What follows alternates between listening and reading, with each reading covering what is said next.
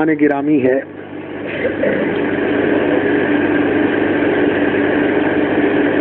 من یرید اللہ بہ خیرا یفقہہ فی الدین۔ اللہ رب العزت جسے خیر، برکت، بھلائی اور بہتری سے نوازنا چاہتے ہیں، اسے دین کا فہم اور دین کی سمجھ عطا فرماتے ہیں۔ اور اللہ رب العزت نے یہ مطالبہ کیا ہے، یہ ترغیب دلائی ہے کہ فلولا نفر من كل فرقة منهم طائفة ليتفقهوا في الدين۔ ہر علاقے سے، ہر جماعت سے کچھ لوگ نکلنے چاہیے۔ نفر من كل فرقة منهم طائفة، ایسا کیوں نہیں ہوتا کہ ہر جماعت سے، ہر گروہ سے، ہر علاقے سے لوگ نکلیں، ليتفقهوا في الدين، تاکہ وہ دین کا فہم حاصل کریں، وَلِيُنذِرُوا قَوْمَهُمْ إِذَا رَجَعُوا إِلَيْهِمْ، اور پھر دین کا علم و فہم حاصل کرنے کے بعد وہ ہوشیار کرنے والے، خبردار کرنے والے اور آنے والے خطرات سے لوگوں کو آگاہ کرنے والے، اور اس دنیا کے اندر جو انسان کی زندگی ہے اس کی قدر و قیمت سے لوگوں کو خبردار کرنے والے بن کے اپنی قوم کی طرف جائیں، لعلہم یحذرون، تاکہ لوگ جس تباہی، جس ہلاکت، جس بربادی کے راستے پر چل رہے ہیں اس سے بچ سکیں۔ حضرات، تفقہ فی الدین یہ اللہ رب العزت کی بہت بڑی نعمت ہے جسے اللہ رب العزت یہ عطا فرمائے۔ دین کی سمجھ کیا ہوتی ہے؟ دین کی سمجھ یہ ہوتی ہے کہ انسان اس کائنات کے اندر جو اللہ رب العزت کا نظام ہے اور اللہ رب العزت کا جو تخلیقی منصوبہ ہے اس کو سمجھ لے کہ اللہ رب العزت نے یہ جہان کس لیے پیدا کیا ہے اور انسانوں کو اللہ رب العزت نے یہاں کس لیے پیدا فرمایا ہے اور انسان کی زندگی کا مقصد کیا ہے۔ اللہ رب العزت کے اس تخلیقی منصوبے کو سمجھنا اور انسان کے اس دنیا کے اندر آنے کی غرض و غایت کو سمجھنا اور پھر اس تخلیقی منصوبے کے مطابق انسان کے لیے کون سا راستہ ہے کہ انسان اسے اختیار کرے اور وہ اپنے رب کی رضا سے سرفراز ہو، اور وہ کون سی راہ ہے جس پہ انسان چلے تو وہ اس دنیا کے اندر بھی کامیاب رہے اور اس دنیا کے بعد جو انسان کی اصل زندگی ہے اس زندگی کے اندر بھی انسان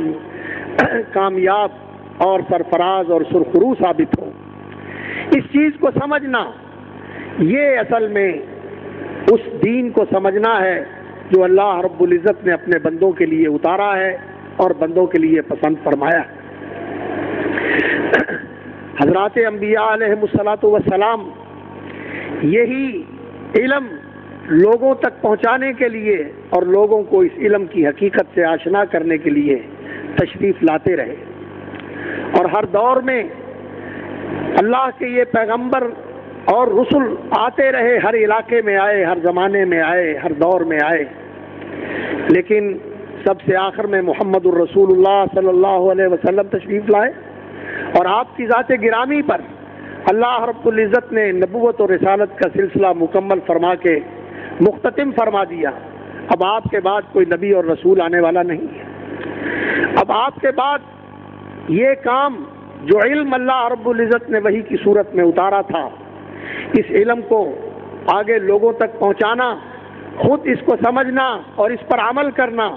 اور اسے لوگوں تک پہنچانے کے لیے اپنی زندگیاں وقف کرنا، اب یہ کام اس امت کے علماء کا ٹھہرا۔ صحابہ میں سے فقہاء اور قراء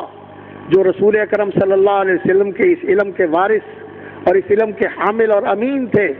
وہ نمایاں اور ممتاز تھے، اور پھر ان کے بعد یہ سلسلہ تابعین تک پہنچا.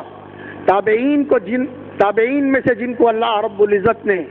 یہ اختصاص اور امتیاز بخشا وہ امت کے اندر نمایاں ہے. مدینے کے فقہائے عشرہ اور اسی طرح ائمہ اربعہ اور اسی طرح بڑے دیگر اصحاب مکہ میں اور کوفہ اور بصرہ میں، دمشق اور شام میں اور مصر میں، جزیرہ میں جو لوگ تابعین کے اندر دین کے علم و فہم کے ساتھ ممتاز تھے وہ پوری امت کی تکریم اور احترام کے ساتھ معروف ہیں. اس کے بعد تابعین کے بعد اتباع التابعین اور تبع الاتباع ان تک یہ سلسلہ پہنچا، ائمہ مجتہدین تک یہ سلسلہ پہنچا، فقہائے محدثین تک یہ سلسلہ پہنچا. اور اس سلسلے کے اندر نمایاں نام ہے امیر المومنین فی الحدیث سید فقہاء المحدثین امام ابو عبداللہ محمد ابن اسماعیل البخاری رحمۃ اللہ علیہ. اللہ رب العزت نے انہیں دین کی فقہ اور دین کے فہم کا جو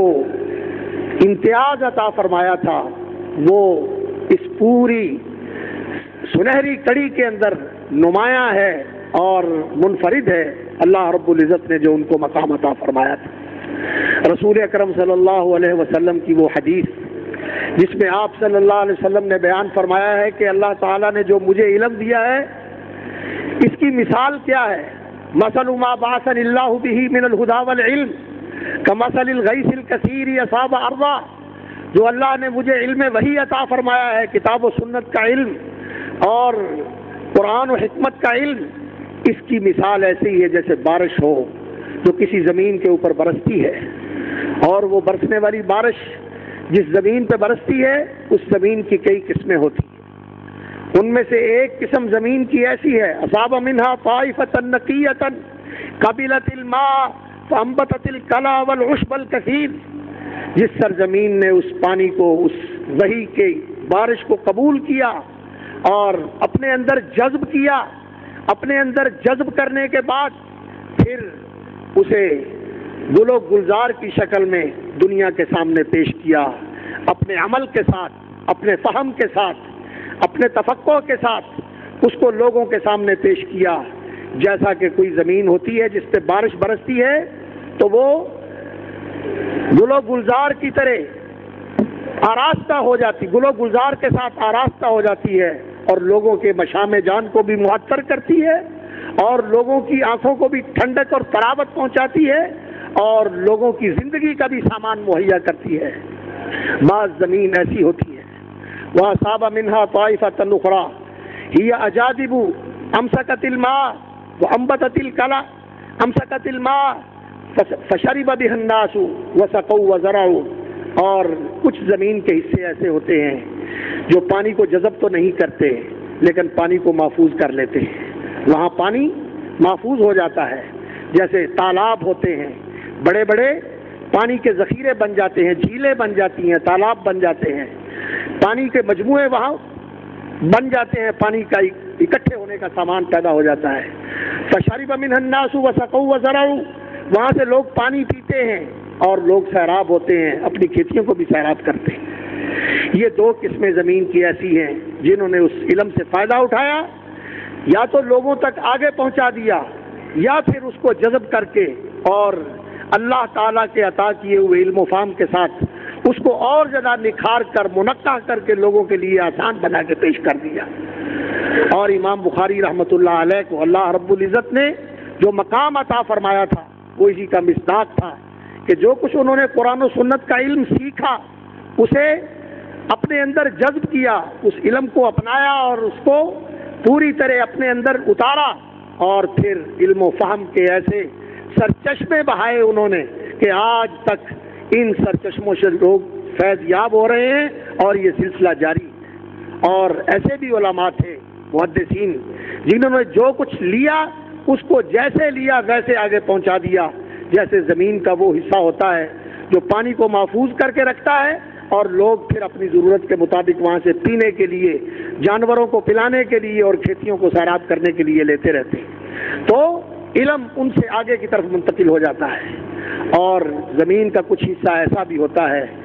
وَأَصَابَ مِنْهَا طَائِفَةً أُخْرَىٰ إِنَّمَا هِيَ قِيعَانٌ، جو چٹیل میدان کی طرح ہوتا ہے جس میں بارش برستی ہے تو نہ اس میں محفوظ رہتی ہے، نہ اس کے اندر جذب ہوتی ہے، آئی بارش اور بہہ کے پانی نکل گیا، اور وہ اسی طرح بنجر کی بنجر اور اسی طرح پیاسی کی پیاسی زمین رہتی ہے، نہ وہ سیراب ہوتی ہے، نہ وہ زرخیز ہوتی ہے، نہ اس نے خود فائدہ اٹھایا، نہ کسی دوسرے کے لیے وہ فائدہ مند ثابت ہوئی۔ ایسے بھی لوگ ہوتے ہیں۔ تو حضرات گرامی، آپ طلباء علوم نبوت ہیں، یاد رکھیے یہ جو تیسری قسم ہے اس زمرے میں انسان کو نہیں آنا چاہیے کہ انسان کی زندگی کے اندر اس کے دل و دماغ کے اوپر اس علم کی بارش ہو اور وہ بالکل سپاٹ رہے اور وہ بالکل اس سے کوئی چیز حاصل نہ کرے، یہاں رہے بھی اور یہ بارش برستی بھی رہے اور اس علم کا اس سے کوئی فائدہ نہ ہو، نہ اس کے زندگی کے اندر یہ علم آ سکے، نہ اس کے ذہن کے اندر یہ علم اتر سکے اور نہ اس کے کردار کا یہ علم حصہ بن سکے، اور وہ ان لوگوں کے گروہ میں شامل ہو جائے۔ وَذَلِكَ مَثَلُ مَن لَّمْ يَرْفَعْ بِذَلِكَ رَأْسًا وَلَمْ يَقْبَلْ هُدَى اللَّهِ الَّذِي أُرْسِلْتُ بِهِ، اس علم کے لیے اس نے سر ہی نہیں اٹھایا، اس علم سے کچھ حاصل ہی نہیں کیا، جیسا آیا ویسا ہی نکل کے چلا جاتا ہے اور اللہ رب العزت کی ہدایت کو قبول نہیں کرتا۔ یہ بنجر زمین والی قسم انسان کو نہیں بننا چاہیے کہ نہ خود فائدہ اٹھایا نہ کسی دوسرے کے لیے فائدہ مند بنا۔ ہاں، انسان ایسا بننے کی کوشش کرے کہ وہ علم سے خود بھی فائدہ اٹھائے اور لوگوں کے لیے بھی نفع بخش بنے، جس طرح امام بخاری رحمۃ اللہ علیہ کی زندگی تھی ہمارے سامنے کہ امام بخاری رحمۃ اللہ علیہ نے ابتدائے سن سے ہی، اپنی صغر سنی سے ہی قرآن مجید حفظ کیا اور اس کے بعد حدیثوں کے حفظ کے لیے متوجہ ہو گئے، حدیثوں کے حفظ کے اوپر پوری طرح کمر بستہ ہو گئے اور بڑے تھوڑے عرصے میں 16-17 سال کی عمر میں حافظ الحدیث بن گئے اور صحابہ کے اور تابعین کے فتاوی اور قضایا کے عالم اور اس کے رمز شناس بن گئے، اور اس دور کی کتابیں، امام وکیع بن الجراح کی کتابیں، امام عبداللہ ابن مبارک کی کتابیں اور اس طرح کے حضرات کی کتابوں کا اچھی طرح انہوں نے پوری طرح ہضم کر لیا ان کو، اور ان کو پوری طرح ازبر کر لیا، پوری طرح یاد کر لیا۔ اور میں سمجھتا ہوں کہ دین کا تفقہ اصل یہ ہے کہ انسان اپنی زندگی کی قدر و قیمت کو پہچانے اور پھر اس زندگی کو اس راستے کے اندر لگانے کی کوشش کرے جو انسان کے لیے آخرت میں زیادہ کام آنے والا ہے۔ امام بخاری رحمۃ اللہ علیہ کی زندگی کا جو سب سے زیادہ روشن پہلو ہے وہ یہی ہے کہ انہوں نے پھر پوری زندگی اس دین کی خدمت کے اندر لگا دی، انہوں نے وقت ضائع نہیں کیا۔ آج ہمارا وقت وہ لایانی چیزوں میں، لہو کے اندر، لعب کے اندر، لغو کے اندر، لایانی کے اندر، بلکہ افسوس ہوتا ہے اس بات کا جب ہم یہ دیکھتے ہیں کہ معصیت اور فسق و فجور کے اندر ہمارا وقت گزرتا ہے اور ہمیں اس علم سے کوئی تعلق نہیں ہوتا جس علم کی طرف ہم منسوب ہیں اور جس علم کے لیے ہم متفرغ ہوتے ہیں، ہمیں گھر والوں نے اس کے لیے فارغ کیا ہوتا ہے، اس کے ساتھ ہمارا اشتغال نہیں ہوتا۔ امام بخاری رحمۃ اللہ علیہ کی زندگی دیکھیے کہ وہ کس علاقے میں پیدا ہوتے ہیں، ازبکستان کے علاقے میں، اور اس وقت کی پوری اسلامی دنیا کے سارے مشہور شہروں کا چکر لگاتے ہیں اور بڑے بڑے اساتین علم کے سامنے جا کے زانوئے تلمس طے کرتے ہیں اور ان سے علم حاصل کرتے ہیں۔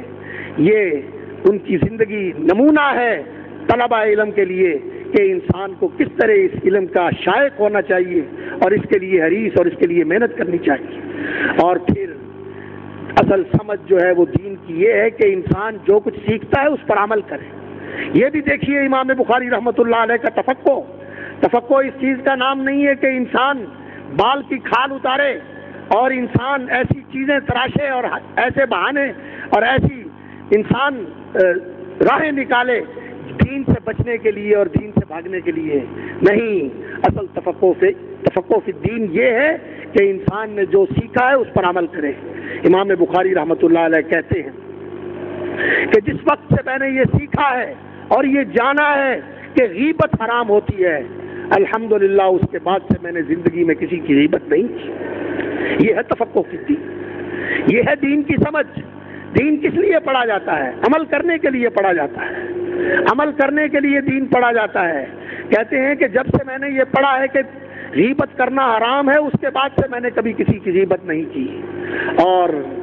اندازہ کیجئے کہ ان کی ورع کا، ان کے تقوی اور خدا خوفی کا یہ عالم ہے کہ وہ کہتے ہیں کہ قیامت والے دن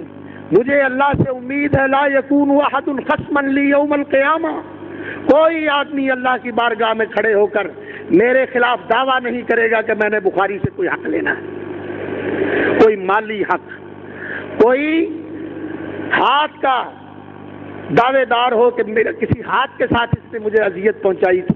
زبان کے حق کا دعوے دار ہو یا کسی مال کے حق کا دعوے دار ہو، لا یکون احد خصما لی یوم القیامہ، قیامت کے دن کوئی آدمی میرے ساتھ جھگڑا کر کے اللہ کی بارگاہ میں میرے خلاف دعویٰ کرنے والا نہیں ہوگا۔ اور کہا کرتے تھے کہ ھذا الکتاب، یہ کتاب جو میں نے لکھی ہے، جعلتہ حجۃ بینی و بین اللہ یوم القیامہ، میں نے اس کتاب کو اپنے اور اللہ کے درمیان حجت بنایا ہے۔ کیا معنی اس بات کا؟ اس کا معنی یہ ہے کہ میں نے اس کو حجت بنایا ہے، اللہ کی بارگاہ میں یہ کتاب پیش کروں گا کہ میں نے اس کے مطابق زندگی بسر کی ہے۔ یہ ہے تفقہ فی الدین، یہ وہ چیز تھی جس چیز نے ان لوگوں کو ممتاز کر دیا تھا اور آج تک وہ ممتاز ہیں۔ کتنی دنیا ہے ان کی نگاہیں ان کی عظمت کے سامنے وہ سرفگندہ ہو جاتے ہیں کہ اللہ رب العزت نے ان کو کیا شان اور کیا مقام عطا فرمایا تھا، اور یہ کیا فیض ہے ان کے علم کا کہ آج تک جاری ہے۔ اور نہ معلوم ہزار ہاں نہیں لکھوک ہاں لوگ ہیں جن کی زندگیوں کے اندر ہدایت کی شمع روشن ہوتی ہے بخاری سے، بخاری کی تعلیم سے، بخاری کے دروس سے اور بخاری کے افادات سے۔ یہ ہے تفقہ فی الدین جو اللہ رب العزت نے ان حضرات کو عطا فرمایا تھا، اور آپ کو بھی اللہ رب العزت نے اس لائن کے لیے منتخب کیا ہے۔ اس تفقہ کو حاصل کیجئے اور ان لوگوں کو اپنی زندگی کا راہبر بنائیے جس طرح انہوں نے دین کو سمجھا تھا۔ آج طلباء کے اندر نہ تو وہ محنت کا جذبہ رہا اور نہ وہ علم کے ساتھ لگن رہی اور نہ وہ اس علم کے ساتھ خلوص کا تعلق رہا کہ اپنے آپ کو اس علم کے لیے وقف کر دیں۔ آج تو وقت بھی نہیں نکالتے، حالانکہ سہولتیں کتنی ہیں، لیکن امام بخاری رحمۃ اللہ علیہ کہتے ہیں کہ ایسا بھی وقت آیا کہ پتے بھی کھانے پڑے، ایسا بھی وقت آیا کہ بھوک اور فاقے برداشت کرنے پڑے۔ آج ہمارا کیا حال ہے کہ ہم ذرا سی شکایت کی وجہ سے کیسے کیسے اقدام کرتے ہیں جس کا تصور بھی نہیں کیا جا سکتا۔ آج ہی ہم لوگ ہیں جو اس علم کے ساتھ منسوب ہیں۔ اس لیے حضرات ہمیں اپنے اوپر توجہ دینی چاہیے اور اپنے آپ کو اس راستے کا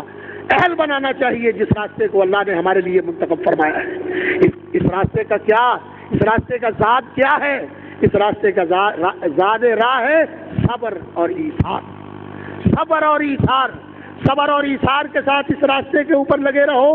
یہ تفقہ فی الدین، یہ علم و تعلم کا راستہ، اس راستے کو اپنایا ہے، اللہ نے آپ کے لیے اس کو پسند کیا ہے، تو یہ راستہ وہ ہے جس کے ساتھ جنت کی راہیں آسان ہوتی ہیں۔ من سلک طریقا یلتمس فیہ علما سہل اللہ لہ بہ طریقا الی الجنہ۔ اللہ اکبر۔ شیخ الاسلام ابن تیمیہ رحمۃ اللہ علیہ فرماتے ہیں شیخ الاسلام ابن قیم رحمۃ اللہ علیہ فرماتے ہیں ابن تیمیہ رحمۃ اللہ علیہ کے بارے میں، کہتے ہیں کہ امام ابن تیمیہ رحمۃ اللہ علیہ کا انتقال ہو گیا تو اس کے بعد خواب میں ملے تو میں نے پوچھا کہاں پہنچے ہیں، کہاں پہنچے ہیں؟ تو فرمانے لگے ابن خزیمہ اور اس طرح کے جو لوگ ہیں ان کے درجے میں اللہ تعالیٰ نے پہنچا دیا ہے۔ تو وہ کہتے ہیں کہ بخاری اور اس طرح کے لوگ کہتے ہیں وہ تو بہت اونچے ہیں، وہ تو بہت اعلیٰ ہیں، وہ تو بہت اونچے ہیں۔ اللہ اکبر۔ اللہ رب العزت نے امام بخاری رحمۃ اللہ علیہ کو جو دین کی سمجھ عطا فرمائی تھی، ان کی کتاب کا آپ نے مطالعہ کیا ہے، آپ نے پڑھا ہے کہ کس طرح انہوں نے مسائل کے اندر گفتگو کی ہے، کس طرح سوچ و بچار کی راہیں انہوں نے آسان بنائی ہیں اور کس طرح دین کے حقائق تک شعور انہوں نے لوگوں کے اندر پیدا کیا ہے۔ یہ ان کی کتاب کا خاصہ ہے کہ پوری 100 کے قریب کتابیں ایک کتاب کے اندر جمع کر دی، ایک کتاب کے اندر 100 کتابیں جمع کر دی ہیں۔ بعض نسخوں میں 97 ہیں، بعض میں 98 ہیں، اور مصر سے شام سے جو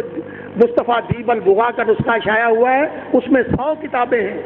اور 3800 کے قریب ابواب ہیں جو ان کتابوں کے اندر امام بخاری رحمۃ اللہ علیہ نے جمع کیے ہیں، اور جو احادیث ہیں، جو غیر مقرر احادیث ہیں، وہ 2600 کے قریب ان کی تعداد بنتی ہے، اور جو مقرر احادیث ہیں وہ 6000 سے زیادہ بنتی ہے، اور ان سے جو انہوں نے مسائل استنباط کیے ہیں ان کی تعداد لاکھوں تک پہنچتی ہے، اور آج تک جو ہے اس سمندر کو کوئی پوری طرح اس کی شناوری نہیں کر سکا اور اس کی انتہا تک نہیں پہنچ سکا۔ یہ ابھی تک ایسے ہی ہے کہ اس کا بہت سارا حصہ جو ہے وہ مطالبہ کرتا ہے کہ آئیے اور آگے بڑھیے۔ ابھی تک بہت چیزیں ایسی ہیں جن تک کسی کی رسائی نہیں ہو سکی۔ یہ امام بخاری رحمۃ اللہ علیہ کی محنت ہے، اور یہ محنت اس چیز کی وجہ سے اتنی مفید اور ثمربار اور فیض رساں ہوئی ہے، یہ بھائیو صدق اور اخلاص کی وجہ سے، کہ انسان سچا ہو کے ایک کام کے ساتھ وابستہ ہو جائے اور اخلاص اور للہیت کے ساتھ اس کام کے اندر اپنے آپ کو لگا دے۔ حالانکہ امام بخاری رحمۃ اللہ علیہ کو کوئی منصب نہیں ملا، نہ قاضی تھے، نہ مستشار تھے، نہ کسی حکومت کے ہاں ان کا سرکار دربار میں کوئی دخل تھا۔ اپنی زندگی ساری علم کے ساتھ اور طلباء کے ساتھ اور شاگردوں کے ساتھ انہوں نے بسر کی، لیکن ان کے زمانے کے حکمران، ان کے زمانے کے صاحب اقتدار لوگ آج کتنے کو ہیں جن کا کوئی نام لیتا ہے، تاریخ کی کتابوں کے اندر دفن ہو کے رہ گئے ہیں، لیکن جس شخص کا نام ہر مسلمان کی زبان کے اوپر ہے وہ ابو عبداللہ محمد بن اسماعیل البخاری، جس کو اللہ رب العزت نے زندہ جاوید بنا دیا۔ اس وجہ سے کہ انہوں نے اس دین کو سیکھا، سمجھا اور اس دین کے اندر تفقہ حاصل کیا اور اپنی زندگی اسی دین کے لیے لگا دی۔ اللہ رب العزت نے انہیں زندہ جاوید بنا دیا، اور کتنی محبت ہے ان کے دلوں میں، کتنی دعائیں ہوتی ہیں ان کے لیے، اور کتنا خراج تحسین پیش کیا جاتا ہے ان کو، آج کوئی اس کا اندازہ نہیں کر سکتا، اور جیسے جیسے وقت گزر رہا ہے اس میں اضافہ ہو رہا ہے۔ اس لیے اللہ رب العزت نے آپ کو جس راستے کے لیے منتخب کیا ہے وہ یہ راستہ ہے، اور آپ نے اس جامعہ تعلیم الاسلام مامو کانجن کے اندر آ کر فیض پایا ہے، یہاں آ کے آپ نے درس حدیث لیا ہے، آپ باخبر ہیں اس حقیقت سے کہ یہ وہ جامعہ ہے جو تحریک شہیدین کا وارث ہے، جو شہیدین کی تحریک کا مشن تھا۔ وہ کیا مشن تھا؟ وہ یہی مشن تھا، یہ جو تحریک شاہ ولی اللہ رحمۃ اللہ علیہ کی فکری تحریک کے ساتھ وجود میں آئی، اور شاہ عبدالعزیز، شاہ محمد اسحاق اور میاں نذیر حسین دہلوی رحمۃ اللہ علیہ کے علمی حلقوں سے اس کو رہنمائی ملی، اس کو جلا ملا اور اس کو روشنی ملی، اور پھر سید احمد اور سید اسماعیل رحمہم اللہ، ان دونوں کی قربانیوں کے ساتھ یہ تحریک ایک عوامی تحریک بن گئی، اور یہ ایک ایسی تحریک بن گئی جس تحریک نے ایک نہیں، دو نہیں، 20 نہیں، 100 نہیں، لاکھوں انسانوں کی زندگیوں کو بدل کے رکھ دیا۔ یو پی اور بہار سے اور بنگال سے یہ تحریک اٹھی، اور اس وقت کے پنجاب کو اور اس وقت کے بلوچستان کو، قندھار اور کابل اور افغانستان اور سرحد کے یہ شمالی علاقہ جات اور کشمیر کی ترائیوں تک آج تک اس تحریک کی جلائی ہوئی شمع روشنی دے رہی ہے۔ آپ اس تحریک کے اس مشن کے وارث ادارے کے اندر آپ نے علم حاصل کیا ہے، اس لیے آپ کو اس تحریک کا علم بھی ہونا چاہیے اور اس تحریک کے مشن کا امین بھی ہونا چاہیے۔ یہ مشن کیا تھا؟ یہ مشن یہ تھا کہ احیاء دین، لوگوں کی زندگیوں کے اندر دین کو زندہ کر دیا جائے، دین ایک شعوری حقیقت بن جائے لوگوں کی زندگی کے اندر۔ یہ جیتا جاگتا دین ہونا چاہیے ہماری زندگیوں کے اندر، یہ موروثی اور یہ صرف لفظوں کے اندر ادا ہونے والا دین، یہ رسموں کے اندر ادا ہونے والا دین، یہ دین نہیں، وہ دین ہونا چاہیے جو انسان کے دل میں دھڑکے اور انسان کے خون کے ساتھ اس کے پورے جسم کے روئیں روئیں اور نس نس کے اندر دوڑے، اور اس کے کردار اور عمل کے اندر دکھائی دے، اور اس کے خلق کے اندر، اس کی زبان کے اندر، اس کی سیرت اور اس کی کردار کے اندر، اس کی جلوتوں کے اندر، اس کی خلوتوں کے اندر یہ دین نظر آنا چاہیے۔ اس دین کے احیاء کی تحریک تھی یہ، اور اس تحریک نے وہ دیندار پیدا کیے، اللہ اکبر، کہ صحابہ کے دور کے بعد ان کی مثال نہیں ملتی، صرف اسی تحریک کے اندر ان کی مثال ملتی ہے۔ اور یہ دین، یہ تحریک اس چیز کی تحریک تھی کہ احیاء دین اور اقامت خلافت رشدہ، اقامت الخلافت الرشدہ، وہ اقتدار اور وہ خلافت کا قیام جو منہاج نبوت کے اوپر ہو، منہاج خلفائے راشدین کے اوپر ہو، آپ نے اس کے لیے کوشش کرنی ہے۔ اور اس کے لیے کوشش کرنے میری بات کا برا نہ مانیے، یہ نہیں ہے کہ آپ سیاسی تحریکوں کا حصہ بن جائیں، آپ بھی سیاسی جنگلوں میں اتر کھڑے ہوں اور آپ بھی ان میں لوگوں کو دعوت مبارزت دینے لگے. نہیں، آپ کا یہ راستہ نہیں ہے. آپ کا راستہ دلوں کی دنیا کو بدلنا ہے. آپ کا راستہ لوگوں کے ذہن اور فکر کو بدلنا ہے.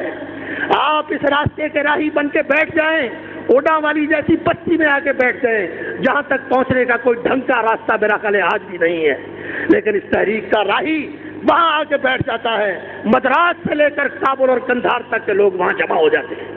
اللہ رب العزت اس کو ایسی سلطنت عطا کرتا ہے، ایسی بادشاہت عطا کرتا ہے جو دلوں کے بادشاہ ہوتے ہیں، جو لوگوں کے دلوں کے اوپر حکومت کرتے ہیں. اللہ رب العزت ان کو وہ بنا دیتا ہے. اس لیے آپ اس ادارے کے وارث ہیں، اس ادارے کے مشن کے وارث ہیں، اس ادارے کے بانی کے مشن کے وارث ہیں. ان کا مشن یہی تھا لوگوں کی زندگیوں کے اندر دین کو زندہ کرنا اور لوگوں کو اس دین کی طرف موڑنا اور لوگوں کے اندر یہ جذبہ پیدا کرنا کہ وہ خلافت راشدہ قائم ہو جائے. اور وہ خلافت راشدہ قائم ہوتی ہے انسان کے اندر سے، انسان کے باطن سے، انسان کی خلوتوں سے،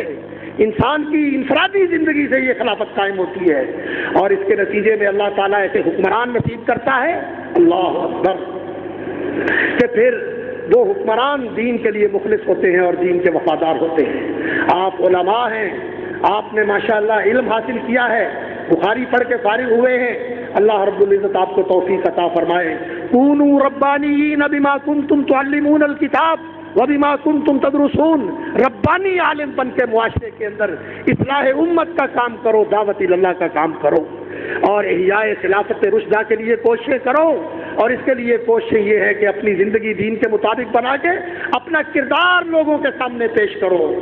اپنا کردار لوگوں کے سامنے پیش کرو، وہ امانت اور دیانت پیش کرو کہ لاکھوں قدموں میں ڈھیر ہوتے ہیں لیکن اپنی ذات پہ ایک پیسہ نہیں لگاتے.